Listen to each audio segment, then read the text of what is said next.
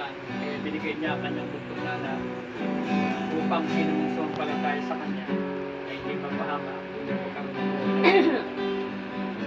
Iaalok ito ng Diyos ay ang lahat na maaaring mangyari, magganap sa iyo ngayon ay magpupula sa Diyos. Kung napahayag mo ang iyong kasalanan, nagalit ka sa mga tao, magulang ikinig kang tanggalin, sama ng loob sa mga likod na iyo, kapwa mo mananampalataya ang mga magulang, mga ginawa sa iyo ni Satanas, na inalipin ka hanggang sa kasalukuyan.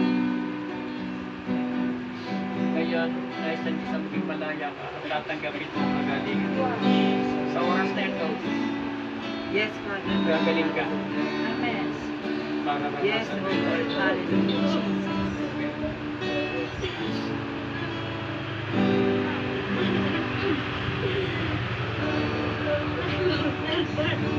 Hindi mo ng tao pag-aksiyon. Tawarin mo yung mga dapat ang patawarin.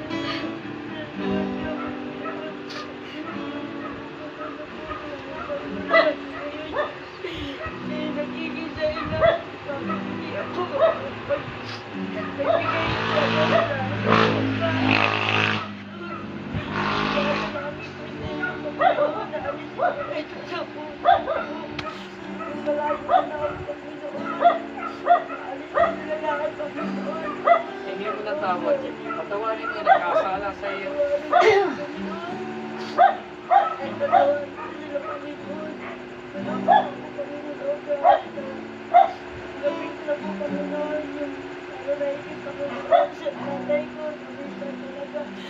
Aabot na po kami sa walang pasensya dahil nagkakaroon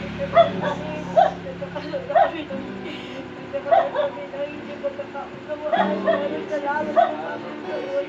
Dahil Lord, patuloy po itinutulong sa amin na Lord, kailangan na lalo namin yung magulang namin. Ako wala naman sila Panginoon. Hindi naman din kami pag-iitiran sa mundo. Pero salamat po Panginoon dahil Lord, binigay mo sa amin yung bagay namin. Alam po namin, Lord, na isa sa Panginoon na Panginoon, na Lord, na kailangan namin nalampasan ito, Panginoon, upang Lord, mamaloy sa amin, Panginoon, yung pagmamahala, Panginoon, pagmamahal, Panginoon, tunay na Panginoon, Lord, sa inyo po po ito nagkakaniwala lahat, Panginoon, tulungan mo ko, Panginoon, na Lord, makayanan ko ito, Panginoon, tunay nga sa iyo ko po nagkakatiwala lahat, Panginoon, ang aking buhay, Panginoon, gamitin mo ko, Panginoon, O God. Hallelujah po rin. Hallelujah po God. Pero puno ko ng galit. Sama ng loob. Hinanakit. Abag sa sarili. Tampo ko. Naingita po. Naingita po. Nakapagmura. Kapagmura. Nakapag-isip ng masama. Nakapagsalita ng hindi maganda. Lahat ng ito, hinihingi ko ng tawad. Patawarin niyo po ako. Patawad po kung nakapanood ako ng malalaswa, mahalay, nagamit ko ang katawan ko sa mga ganitong uri ng kahalayan ng mundong ito. Patawad po, Panginoon. Tawarin niyo po ako.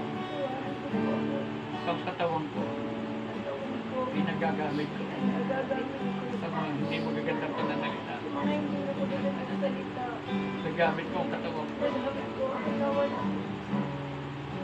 sa mga pagmumura, sa mga pag-iisip na hindi maganda. Lahat ng ito, hinihingi ko ng tao. Panginoong Jesus, kung ako, minsan, ay nakasangguni, kung naniniwala pa sa mga horoscope, sa mga punso, mga lucky charm, sa mga anting-anting, mga albularyo, mananawa, mga gagaway. Lahat ng ito, tinatakwil ko, hinihingi ko ng tawad. Panginoong Jesus, Patawarin niyo po ako. Padugasan niyo po ako. Linisin ako ng iyong banal na dugo. Muli, Panginoon, binubuksan ko ang aking puso, ang aking isip. Tinatanggap kita, pinapapasok kita bilang aking Diyos at personal kong tagapagligtas, manggagamot, tagapagpagaling, Panginoon ng aking buhay. Pagharian niyo po ang nag-iisa kong buhay. Simula ngayon, ikaw na ang aking Diyos, Hari, tagapagligtas ng aking buhay. Pininiwalaan ko na sa oras na ito, pinalaya na ako, malayang-malaya na ako sa binuhan ni Satanas sa buhay ko na iniligay niya sa puso ko, sa isip ko, sa lahat ng bahagi ng aking katawan.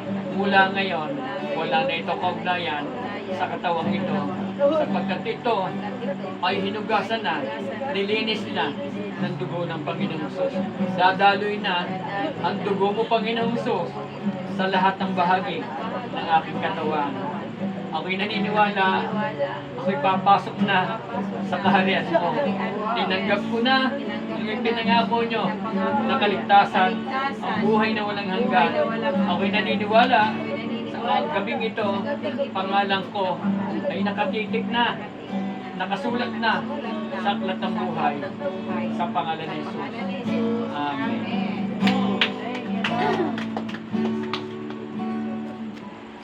Magaling ka na. Pakaramdam mo.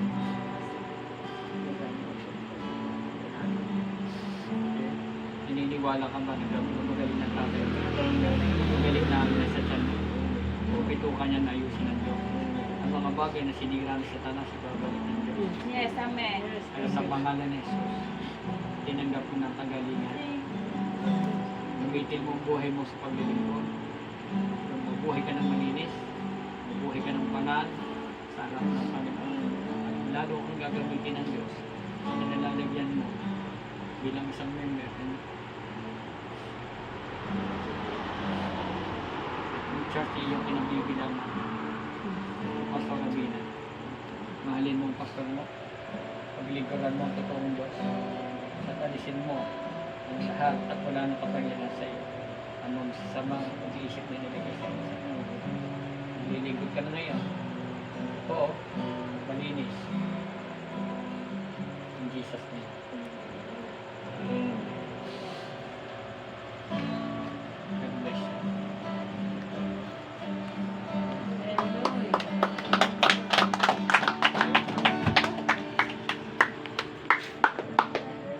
Nyari. Ganun lang to.